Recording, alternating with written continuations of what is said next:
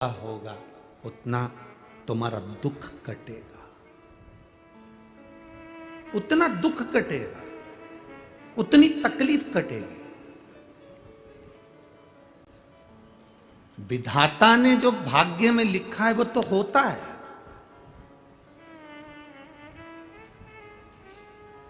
विधि का विधान जो लिखा है वो तो होगा। तो फिर शिव पुराण काहे को सुने अगर विधि का विधान होगा तो? भाग्य में लिखा हुआ यदि होगा तो फिर हम शिव पुराण क्यों सुने? उसका एक सुंदर चरित्र आता है।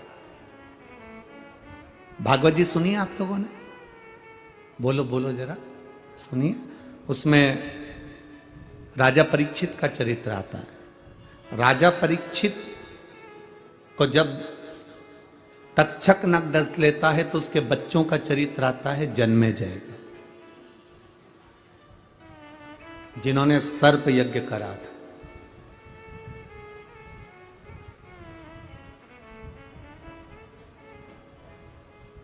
कोई तुमसे कह दे कि मैं तुम्हारी जिंदगी में दुख नहीं आने दूंगा तो समझ लेना कि पक्का झूठ बोल रहा है। संसार में ऐसा कोई नहीं जन्मा जिसको दुख नहीं आएगा। पृथ्वी पर जन्म लिया है तो दुख सुख तो चलेगा। कोई तुमसे कह दे कि मैं तुम्हारे दुख को, मेरे पास में ऐसी मौली है, मैं एक बेल दूंगा बांध लेना और दुख मिट जाएगा, फालतू की बात।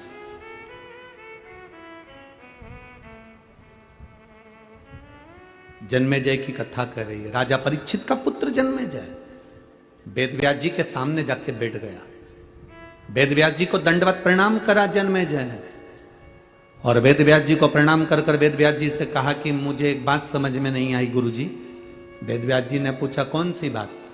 भगवान कृष्ण थे, आप वेदव्यास जी थे, गुरु द्रोणाचार्य थे, भीष्म पितामह थे, इतने बड़े बड़े संत साधु सन्यासी तपस्वी साधक और बड़े बड़े भविष्य के वक्ता जो दूसरे का भाग्य देखकर बता दें, इतने बड़े बड़े भविष्य के वक्ता बैठे थे, उसके बाद भी पांडवों का और कौरवों का युद्ध हो गया।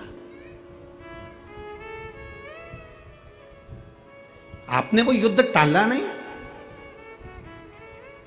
आपने वो युद्ध समाप्त नहीं किया। इतने बड़े बड़े भविष्य के वक्ता बैठे हुए थे, इतने बड़े बड़े गुरुजन बैठे हुए थे। अगर कौरव और पांडवों के उस समय को तुम टाल देते, उस समय को अगर समाप्त कर देते तो युद्ध होता क्या? इतना बोलने के बाद में वेदव्यास जी ने कहा जो भाग्य में लिखा है वो तो होता है। विधि का विधान कोई नहीं टाल सकता। इतने में जन्मेजय, परीक्षित के पुत्र जन्मेजय ने कहा कैसे नहीं टाल सकता? अगर मैं होता ना तो मेरा पुरुषार्थ आप देखते, और मेरे पुरुषार्थ को देखते तो मैं ये युद्ध टाल सकता था। मैं युद्ध होने नहीं देता। बहुत सावधानी से सुनना अष्टविनायक शिव पुराण की कथा। मैं होता तो इस युद्ध को नहीं होने देता, मैं होता तो यह सारा युद्ध टल जाता। वेदव्यास जी ने कहा यह कभी नहीं हो सकता, जो ललाट पर लिखा है उसको टालना बड़ा मुश्किल है, उसको समाप्त करना बड़ा मुश्किल है, उसको टालना बड़ा मुश्किल। जन्मेजय ने कहा ऐसा नहीं हो सकता, अगर मैं होता ना उस समय पर मैं सब निपट लेता, युद्ध नहीं होने देता। मैं पक्का कह रहा हूं इतने लोग नहीं मरते, और तुम इतने बड़े बड़े संत बैठे थे, इतने बड़े बड़े गुरु बैठे थे, तो तुम युद्ध नहीं टाल सके। अब एक बात बताओ वेदव्यास जी, वेदव्यास जी आप भविष्य वक्ता हो ना, मेरे भविष्य की कोई बात बताओ जिसको मैं टाल कर बता सकता हूं। वेदव्यास जी ने कहा चलो ठीक है टाल कर बताओ। थोड़े समय के बाद जन्मेजय तू एक काले घोड़े पर बैठकर दक्षिण दिशा में जाएगा। दक्षिण दिशा में एक सुंदर स्त्री को देखेगा, और वो स्त्री को देखकर तू राजमहल में लेकर आएगा।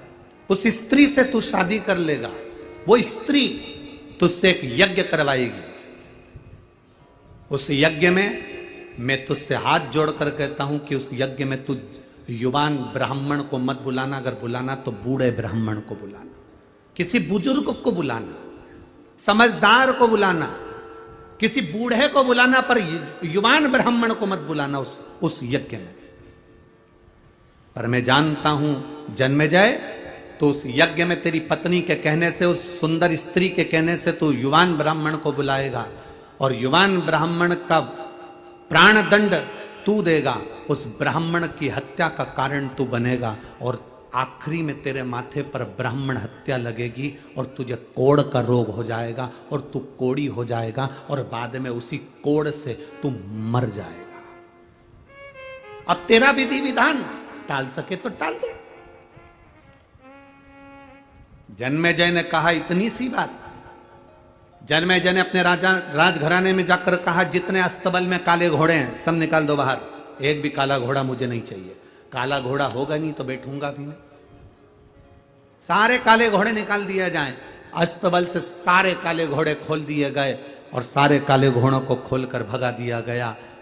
2 साल के बाद राजा सफेद घोड़े पर बैठकर अपने नगर से, महल से घूमने के लिए निकला और निकलते निकलते निकलते निकलते घोड़ा बेकाबू हो गया। दौड़ते दौड़ते जंगल में पहुंच गया। जंगल में जाने पर उस घोड़े के पांव में घाव हो गया। घोड़ा चल नहीं पाया। आखिरी में घोड़ा लुढ़क कर गिर गया और फिर वो घोड़ा वहीं पर अपने प्राणों को त्यागा तो राजा भूखा प्यासा रहते रहते 2 दिन निकल गए। कुछ मिल जाए साधन तो मैं अपने नगर चले जाऊं। इतने में सामने से काला घोड़ा दिखा।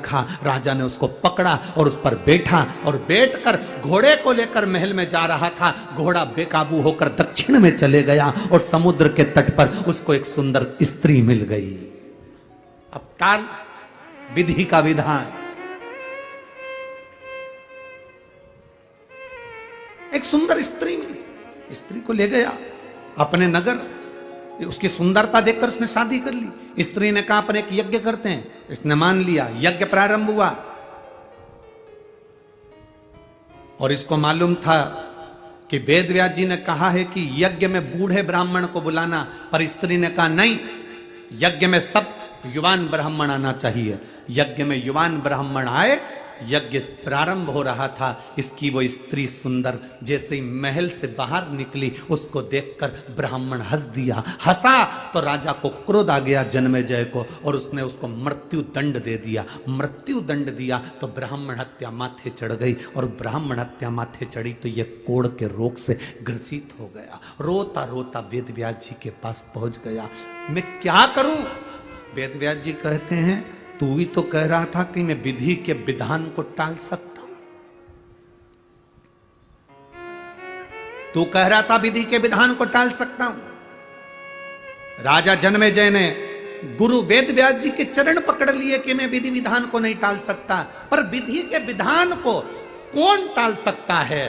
तो इतने में वेदव्यास जी कहते हैं कि विधि के विधान को तो केवल एक, अगर मैं राजा तुझको शंकर जी की कथा सुनाना प्रारंभ करूं और तू उस कथा को सुने, दिल से सुने, तो तेरे कोढ़ का रोग समाप्त हो। पर शिव कथा की एक शर्त है। शिव महापुराण की कथा की सबसे बड़ी शर्त है, शिव कथा की सबसे बड़ी शर्त है राजा पूछता कौन सी शर्त? मैं तुझे शिव कथा सुनाऊंगा, मैं तुझे शंकर का गुणगान सुनाऊंगा, पर शंकर की कथा में तू संशय मत करना। शंकर की कथा में संशय करा तो फिर तेरा दुख नहीं कटेगा और आखिरी में वो कोढ़ रह जाएगा।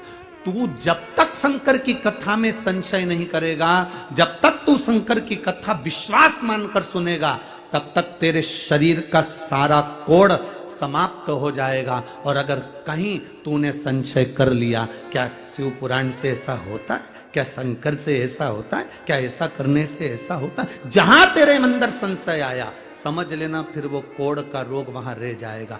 बस तू इतना जान ले तो मैं कथा कह देता हूं। वेद व्यास जी के चरण पकड़कर जन्मेजय ने कहा आप शिव कथा कहना चालू करो, मैं पूर्ण विश्वास के साथ सुनूंगा। और शंकर भगवान की कथा वेद व्यास जी ने कहना प्रारंभ करी। पूर्ण विश्वास के साथ जन्मेजय कथा को सुनने के लिए बैठ गया। बैठा कथा को श्रवण करने के लिए। कथा चलते चलते चलते चलते चतुर्थ भाव में पहुंच गई और उस समय पर शंकर भगवान ने मां पार्वती के शरीर से जो उपटन से पुतला बना था उसका सिर काटा और काटकर मनुष्य के धड़ पर हाथी का मस्तक रख दिया। जन्मेजय को संशय आ गया। जन्मेजय ने कहा बताओ क्या शंकर भगवान डॉक्टर है? क्या शिवजी वैद्य हैं? क्या औषधि देते हैं कि मनुष्य के शरीर पर हाथी का मुख रखा जाएगा? जन्मेजय के अंदर संशय आ गया। जन्मेजय ने तुरंत कहा मैं इस कथा को नहीं मानता। क्या धड़ के ऊपर हाथी का मुख कैसे रखाएगा? यह कभी हो ही नहीं सकता। वेद व्यास जी ने कहा शिव औषधि है, शंकर एक औषधि का कार्य करते हैं। शिव का स्पर्श हमारे शरीर को एक रोग से मुक्त कर देता है। शंकर का जल चढ़ाना हमारे जीवन को एक सुख प्रदान कर देता है। उस जन्मेजय ने कहा मैं इस बात को नहीं मानता, पूरी कथा को मानूंगा पर इस बात को नहीं मानूंगा। बस संशय आया और संशय आने के बाद में जब वेद व्यास जी ने कहा तेरी मर्जी, आगे की कथा तो सुन ले। पूरी कथा सुनी पर वो संशय दिमाग में रह गया। पूरे शरीर से कोढ़ समाप्त हो गया पर वो कोढ़ का एक तिल भरावर का अंश राजा जन्मेजय के शरीर पर रह गया और वो कोढ़ का रोग जो शरीर में एक तिल के बराबर रहा, उसी कोढ़ के रोग से जन्मेजय के प्राण छूट गए। आखिरी तक वो रहा क्योंकि संशय रह गया। जितने लोग आस्था चैनल पर कथा सुनते हैं, जितने लोग मोबाइल पर कथा सुनते हैं, जितने लोग पंडाल में कथा सुनते हैं, हम सबसे एक बात कहते हैं तुम्हारा दिल और तुम्हारा मन और तुम्हारा विश्वास कहे तो कथा में जाना। कथा में जाओगे, कथा सुनोगे तो तुम्हारा जो दुख है वो मिट जाएगा। दुख मिटता कब है? जब हम दिल से विश्वास के साथ कथा सुनते हैं। अगर हमारे अंदर संशय है कथा में मत आना। आपको अगर लगता है कि शिव पुराण तो ऐसी है, महाराज जी तो फालतू की बात करते हैं, जल चढ़ाने से ऐसा हो सकता है क्या, बेलपत्री खाने से ऐसा हो सकता है क्या, तुम्हारे अंदर अगर संशय है तो शिव महापुराण की कथा बंद कर दो। तुम्हारे पास में रिमोट है, टीवी का बटन दबा, दूसरा महाराज आ रहा होगा उसको सुनना चालू कर दो। मिश्रा जी गया, दूसरा महाराज चालू हो जाएगा। उसमें क्या टेंशन? संशय हो तो कथा का कोई महत्व नहीं है। विश्वास है तो शिव पुराण है। अगर विश्वास नहीं, ये पत्र लिखा है एक बेटी ने लिखा, देखिए। सो संगीता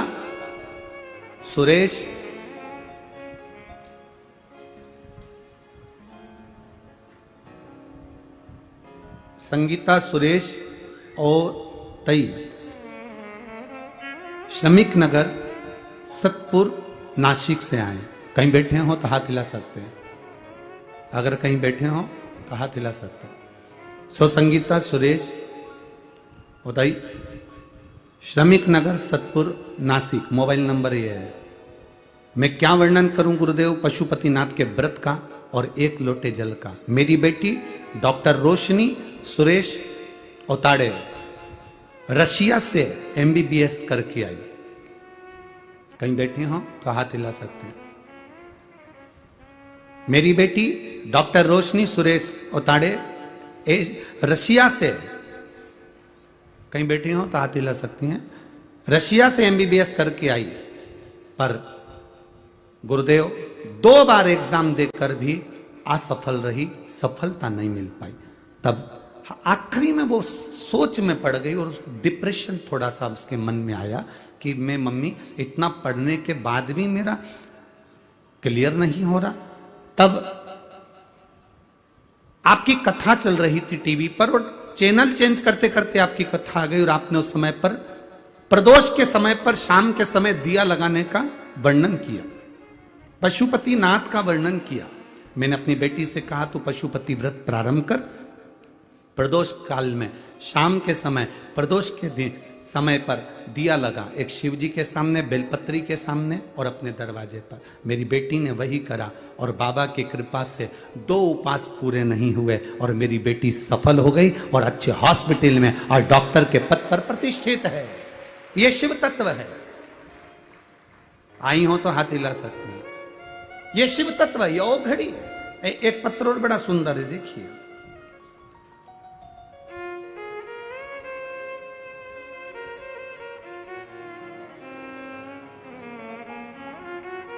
सुनीता नरेंद्र वानखेड़े,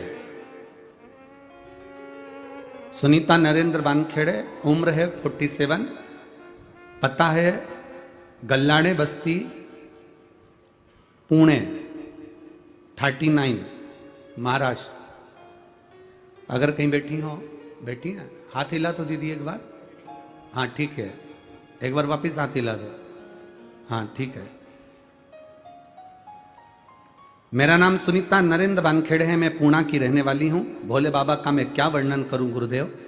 मेरे गले में गठान थी, डॉक्टर को दिखाया, सब कुछ जांचें कराई तो डॉक्टर का कहना था कि बिना ऑपरेशन के ठीक नहीं होगी, ऑपरेशन करने के बाद इस गठान की जांच कराने जाना पड़ेगी।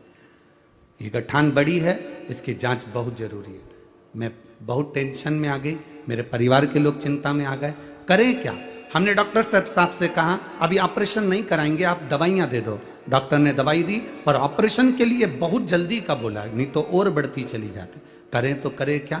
अब शिव जी के मंदिर जाना प्रारंभ करा, 1 लोटा जल चढ़ाती, आचमन करती और बाबा के चरणों में जाकर रोज रोती, बाबा मुझे ऑपरेशन नहीं कराना है, बाबा लोग मुझे एडमिट कर रहे हैं हॉस्पिटल में, मेरे परिवार वाले ऑपरेशन कराना चाहते हैं, बाबा मेरा ऑपरेशन नहीं होना चाहिए।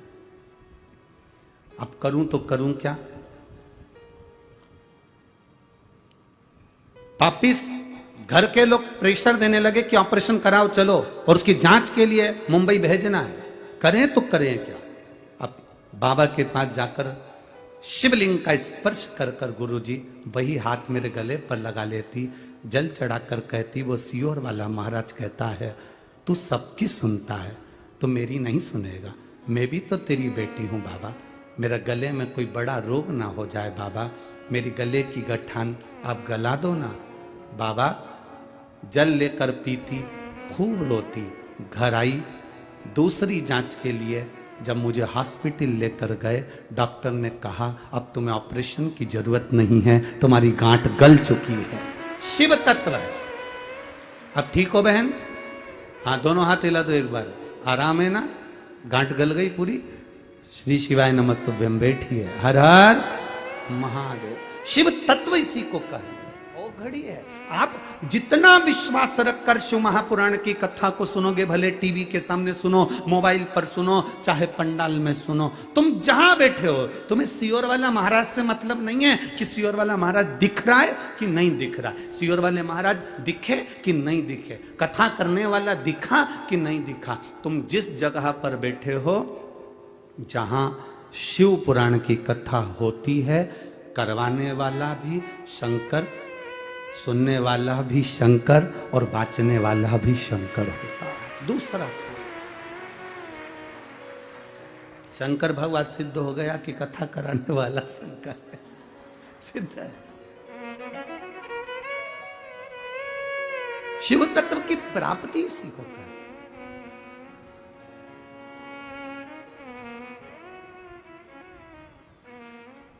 कई लोग हमसे कहते हैं गुरुजी आप जो मिलता है उससे कह देते। वो कोई रोता हुआ आपके पास आया और उसने रोते हुए ने कह दिया ये तकलीफ, और आप कह देते हो बाबा के भरोसे रहिए। आपका इतना कहना और वो जाता है और उसको आराम लग जाता है। मतलब कुछ है क्या आपके पास में ऐसी कोई बूटी भभूति? हमने कब ना बूटी है ना भभूति है, हम भी उसके भरोसे रहते हैं और तुम भी उसके भरोसे रहो। इससे बढ़कर सुख और क्या हो सकता, क्या होगा इससे बढ़कर? खाली न जाता कोई दर से तुम्हारे, खाली न जाता कोई दर से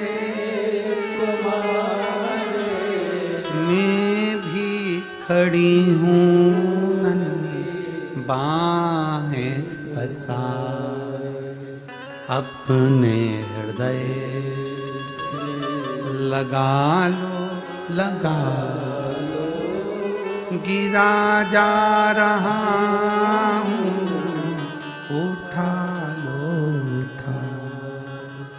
प्रभु अपने दर से अब तो न टालो, गिरा जा रहा हूँ, उठा लो। विश्वास रखो। जन्मेजय पूरी कथा में विश्वास रखा, पर उसका एक अंश विश्वास टूट गया, एक अंश विश्वास टूट गया।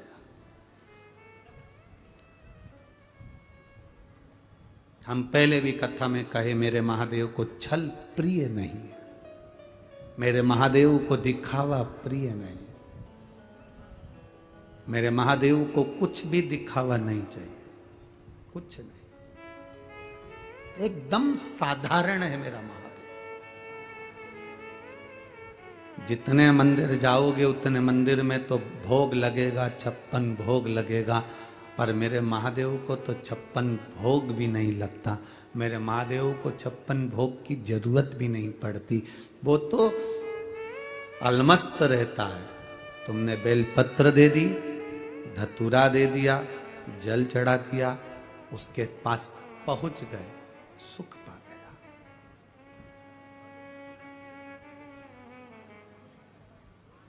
पत्नी में, बच्चों में और घर की बुजुर्ग मां में एक अंतर बहुत बड़ा है, बहुत बड़ा। पति बाहर गया,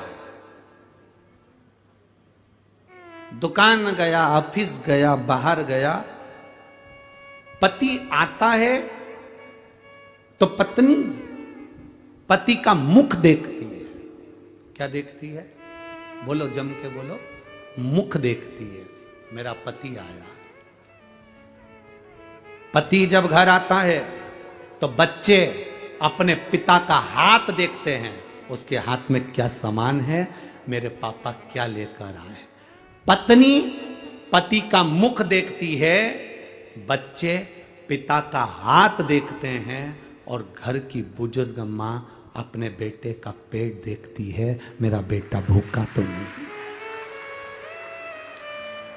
घर की बुजुर्ग मां पेट देखती है। हम दूसरे की बात नहीं कर सकते, पर मेरा महादेव, मेरा शिव, मेरा ओघड़ी, मेरा शंकर, जब तुम जल चढ़ाने जाते हो, जल चढ़ाते समय तुम्हारे हाथ को मेरा महादेव पहचान जाता है, कितनी दुखी है, क्या दुख है, क्या तकलीफ है, क्या कष्ट है, मेरा महादेव जान जाता है। इलाज की शुरुआत हाथ से होती है भाई। होम्योपैथिक हो, आयुर्वेदिक हो, चाहे अंग्रेजी हो, सबकी जांच हाथ से चालू होती है। बोलो सही है कि गलत है? बीपी, शुगर, थायराइड, बुखार, सर्दी, खांसी, जो भी जांचना है बीमारी, डॉक्टर भी हाथ पकड़ेगा, आयुर्वेदिक भी हाथ पकड़ेगा, होम्योपैथिक वाला भी हाथ पकड़ेगा। जांच हाथ से चालू होती है। इसलिए आपसे बार बार कहते हैं कि 1 लोटा जल महादेव को चढ़ाने जाओ, क्योंकि ये जांच हाथ से होती है। महादेव जल चढ़ाते समय हाथ देख लेता है, इसको तकलीफ क्या है, इसको कष्ट क्या है, क्या दुख है, इसको वो हाथ से पहचान जाता।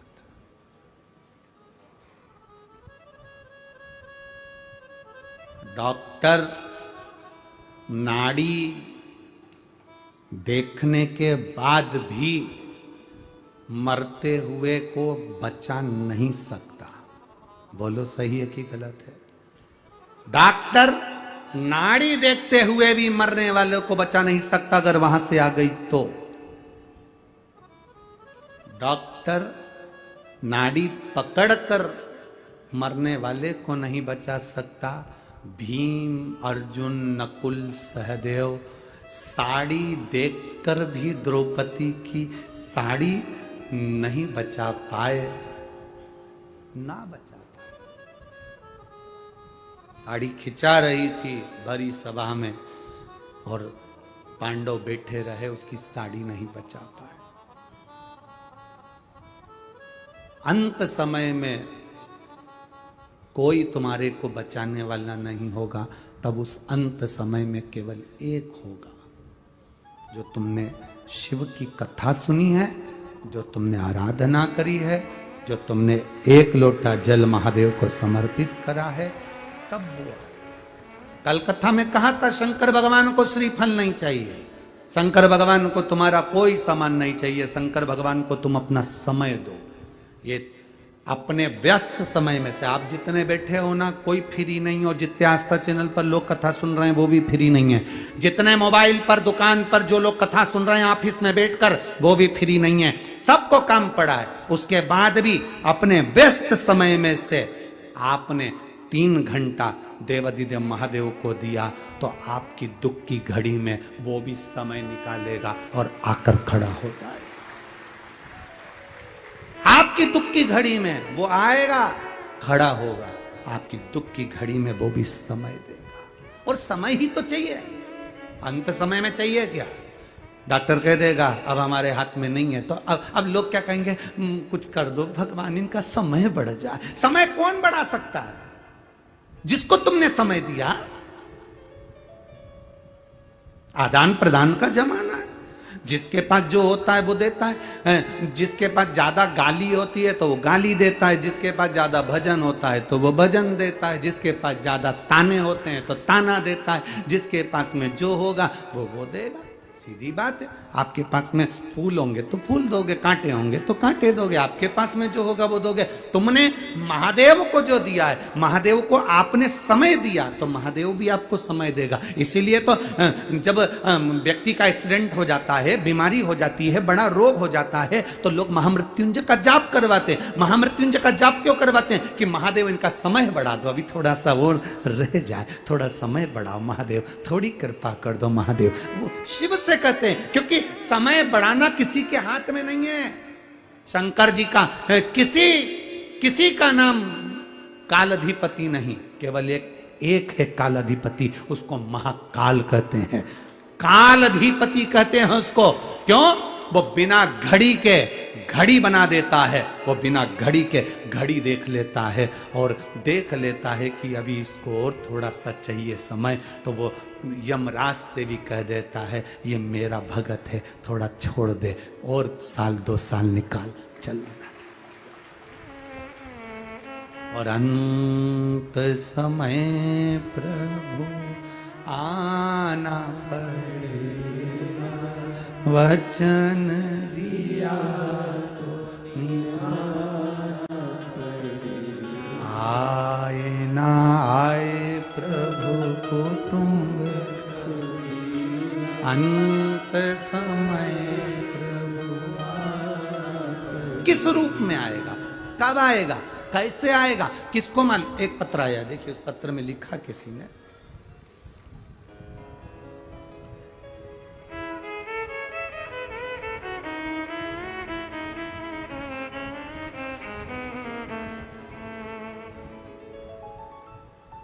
कमला सोनाकुल, कहीं बैठी हो हाथ हिला सकती हैं। कमला सोनाकुल पुणे की रहने वाली हूं, मैं पुणे से हूं। कमला सोनाकुल, कहीं बैठी हो तो हाथ हिला सकती हैं। कमला सोनाकुल, मैं पुणे की रहने वाली हूं। आपकी कथा रोज आस्था चैनल पर देखती हूं। केवल 1 साल हुआ है आप